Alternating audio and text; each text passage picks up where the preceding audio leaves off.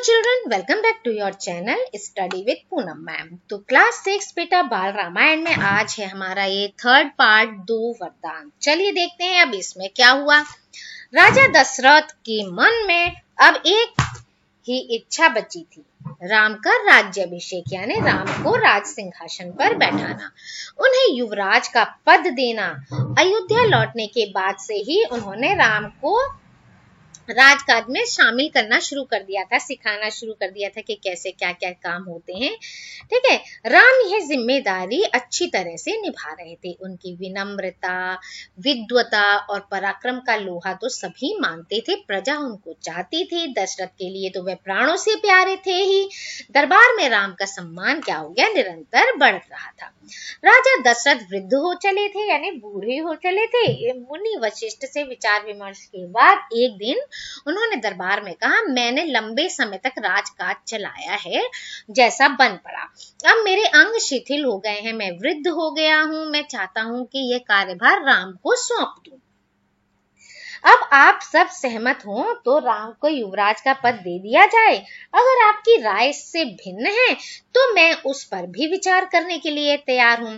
सभा में तुमुल ध्वनि से राजा दशरथ का प्रस्ताव का स्वागत किया गया, यानी सभी लोग प्रसन्न थे कि हाँ, राम को क्या है, बना दो। तो राम की जय जयकार होने लगी। दशरथ थोड़ी देर तक सुनते रहे, संतोष के साथ। उनको बड़ा खुश हुआ कि अरे वाह, राम की सब तारीफ कर रहे हैं। उन्होंने कहा, शुभ काम में देरी नहीं होनी चाहिए। मेरी इच्छा है कि राम का राज्याभिषेक कल सुबह ही कर दिया जाए। यह समाचार पलक झपकते पूरे नगर में फैल गया।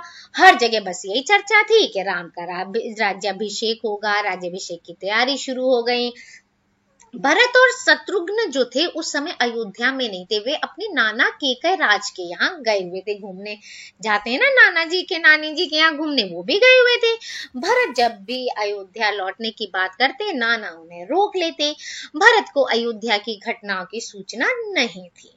उन्हें अपने पिता के निर्णय के संबंध में भी नहीं पता था। यह जानकारी भी नहीं थी कि अगले दिन राम का राज्याभिषेक होने वाला है। केकई से एक दिन में भरत और शत्रुघ्न का आना संभव नहीं था, मतलब एक दिन में वैसे भी वो नहीं आ पाते। राजा दशरथ ने इस संबंध में राम से चर्चा की। कहा कि भरत यहाँ नहीं है, पर चाहता हूं कि राज्याभिषेक का कार्यक्रम जो है वो क्या करें, ना रोका जाए, है ना रोके। उन्होंने राम से कहा, जनता ने तुम्हें अपना राजा चुना है बेटा, तुम राजधर्म का पालन करना, कुल की मर्यादा की रक्षा अब तुम्हारे हाथ में है। राज्याभिषेक की तैयारी रानी कैकई की दासी ने भी देखी। कैकई की दासी कौन थी? मंथरा। उसने भी देखा। शुरू में उसे इस चहल पहल का कारण समझ नहीं आया कि क्यों इतनी खुशी खुशी हो रहे हैं, सब लोग नाच रहे हैं, गा रहे हैं, ढोल बजा रहे हैं, क्या बात है। उसने इसे कोई अन्य अनुष्ठान समझा। इतनी रौनक, ऐसी सजावट, ऐसा कुछ उसने अन्य अनुष्ठानों में तो नहीं देखा था। मतलब होता तो था, लेकिन ये बिल्कुल ही अलग था। उसे बहुत अचंभा हुआ। फिर उसने रानी कौशल्या की दासी से पूछा। फिर दासी से ही पूछेगी, डायरेक्ट महारानी से थोड़ी पूछेंगी। उसे तब पता चला कि कल राम का राज्याभिषेक होने वाला है। यह उत्सव उसी के लिए है। मंथरा अब जल भुन गई। राम का राज्याभिषेक, उसे षड्यंत्र लगा। मतलब उसे लगा कुछ ना कुछ तो गड़बड़ है। कैकई के विरुद्ध। अब वह कैकई की दासी थी बचपन से। कैकई का हित उसके लिए सबसे बड़ा हित था, सर्वोपरि था। मंथरा उसे अपने हित मानती थी। वह कैकई की मुंह लगी थी। मतलब रानी भी बहुत उसे प्यार करती, क्योंकि बचपन से उसे पाला था, पोसा था, बड़ा किया, और वो दहेज में भी आई थी उसके संग। तो रानी कैकई भी उसे बहुत मानती थी। क्रोध से आग बबूला मंथरा रनिवास की ओर भागी, जहाँ रानियां रहती हैं, सीधे कैकई के कक्ष में, और वह हाँफ रही थी। क्रोध से चेहरा लाल था, भागने के कारण सांस उखड़ रही थी। उसने कैकई को सोते हुए देखा। मतलब कैकई जो है आराम कर रही थी, और उसने उसको देखा कि ये तो आराम कर रही है। किसी तरह स्वयं को संभालते हुए मंथरा ने कहा, अरे मेरी मूर्ख रानी, उठ, तेरे ऊपर कितनी भयानक विपदा आने वाली है। यह समय सोने का नहीं है, होश में आओ। विपत्ति का पहाड़ टूटे इससे पहले जाग जाओ। रानी कैकई नींद से चौंक कर उठी। उसे लगा है, उन्हें मंथरा की बात समझ में नहीं आई। बोली, बात क्या है, तुम इतनी घबराई क्यों हो, सब कुशल तो है? उसने पूछा। कैसा कुशल, कैसा मंगल, सब अमंगल होने वाला है। तुम्हारे सुखों का अंत। महाराज दशरथ ने कल राम का राज्याभिषेक करने का निर्णय लिया है। अब राम युवराज होंगे। तो कैकेयी बोली, यह तो शुभ समाचार है, बहुत शुभ समाचार है। कैकेयी ने प्रसन्नता से अपने गले का हार भी निकाल के मंथरा को दे दिया। मैं बहुत प्रसन्न हूँ। राम युवराज पद के लिए हर तरह से योग्य हैं। अब मंथरा बोली, रानी तुम्हारी बुद्धि तो फिर गई है, मति मारी गई है। सवाल राम की योग्यता का नहीं है, राजा दशरथ के षड्यंत्र का है। उन्होंने षड्यंत्र रचा है, तुम्हारे अधिकार छीनने का है। मंथरा ने हार दूर फेंकते हुए कहा, फेंक दिया, जो रानी ने हार दिया था, लो फेंक दिया। ये षड्यंत्र नहीं तो और क्या है। कल सुबह राज्याभिषेक है, भारत को जानबूझकर नानी के यहाँ भेज दिया है, समारोह के लिए बुलाया तक नहीं। कैकेयी का स्वर उग्र हो गया। उन्होंने मन को डांटते हुए कहा, राम के प्रति मेरा अगाध स्नेह है, वह मुझे माँ के समान मानते हैं। तुझे इसमें षड्यंत्र दिखाई देता है, इसमें षड्यंत्र नहीं है। राम के बाद भरत ही राजा बनेंगे, राज सर्वदा ज्येष्ठ पुत्र को ही मिलता है। मंथरा पर इस फटकार का कोई प्रभाव नहीं हुआ, है ना। उसके लिए वह दशरथ का षड्यंत्र था। अब वह रानी कैकेयी के पलंग पर बैठ गई।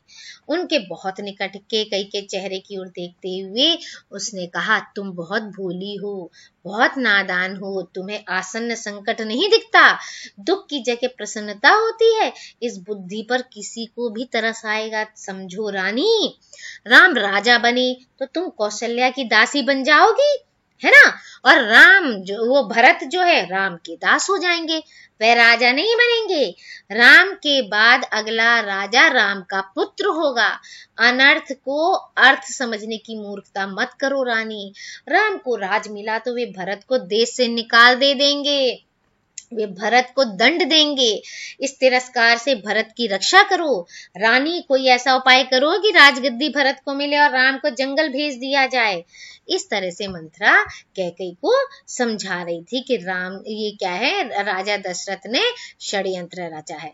कैकेयी पर मंथरा की बातों का असर धीरे धीरे होने लगा। आप कोई भी कुछ भी उल्टा पुल्टा पढ़ाएगा तो एक बार समझ नहीं आएगा, दो बार नहीं आएगा, तीसरी बार में तो दिमाग में घुस जाएगा ना कि हाँ जरूर कोई चक्कर है।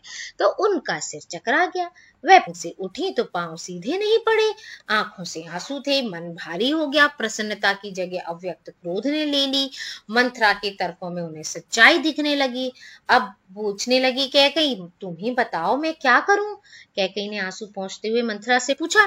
मंथरा पलंग से उठी, कैकेयी के पास जाकर खड़ी हुई। उसने कहा, याद करो रानी, महाराज दशरथ ने तुम्हें 2 वरदान दिए थे। दशरथ ने अपना वचन पूरा करने को कहा है ना। अब उनसे कहो कि वो वचन पूरे कर दें। एक से भरत के लिए राजगद्दी मांग लेना और दूसरे से राम को 14 वर्ष का वनवास। कैकेयी का चेहरा तमतमाया हुआ था। उसे मंथरा की बात ठीक लगी। उनके मन में एक प्रश्न अब भी था, यह बात दशरथ को कैसे कहें, उन्हें रनिवास बुलाएं या प्रतीक्षा करें। मंथरा ने कैकेयी के मन की बात भाप ली। उसने कहा, तुम मैले कपड़े पहनकर कूप भवन चली जाओ। महाराज दशरथ आए तो उनकी ओर मत देखो, बात मत करो। तुम उनकी प्रिय रानी हो, तुम्हारा दुख देख नहीं पाएंगे। बस उसी समय तुम उन्हें पिछली बात याद दिलाना और दोनों वचन मांग लेना। मैं ऐसा ही करूंगी, महाराज का षड्यंत्र सफल नहीं होने दूंगी। मंथरा का लक्ष्य पूरा हो गया था। चलते चलते उसने रानी कैकेयी से कहा, राम के लिए 14 वर्ष से कम वनवास मत मांगना। भरत इतने समय में राजकाज संभाल लेंगे, जब तक राम लौटेंगे लोग उन्हें भूल चुके होंगे। अब जल्दी करो रानी, समय बहुत कम है। अब कैकेयी जो थी वो कूपवन चली गई। मंथरा रनिवास से निकल गई।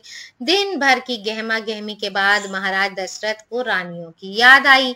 तुरंत रनिवास की ओर चल पड़े, उन्हें शुभ समाचार देने के लिए कि अरे रानियों को तो बताया ही नहीं मैंने। सबसे पहले वे कैकेयी के कक्ष की ओर मुड़े। कैकेयी वहां नहीं थी। प्रतिहारी से पूछा, पता चला कि वे कोप भवन में है। दशरथ को अब टेंशन हुई, चिंता हुई। कैकेयी कोप भवन में, परंतु क्यों भाई? क्या इसलिए कि उन्हें अब तक सूचना नहीं मिली? मैं उसे अवश्य मना लूंगा। दशरथ ने सोचा कि अरे मैं बता दूंगा, कह देंगे कि राजकाज में देर हो गई, बातचीत करने में, मीटिंग शीटिंग में, तो राम की बात इसलिए मैं बता नहीं पाया, तो ऐसे मना लेंगे। दशरथ कोप भवन का दृश्य देखकर हैरान हो गए। उन्हें कुछ समझ ही नहीं आया। कैकई जमीन पर लेटी हुई है, बाल बिल्कुल बिखरे बिखरे, गहने कक्ष में बिखरे, कपड़े मैले कुचेले पहने हैं।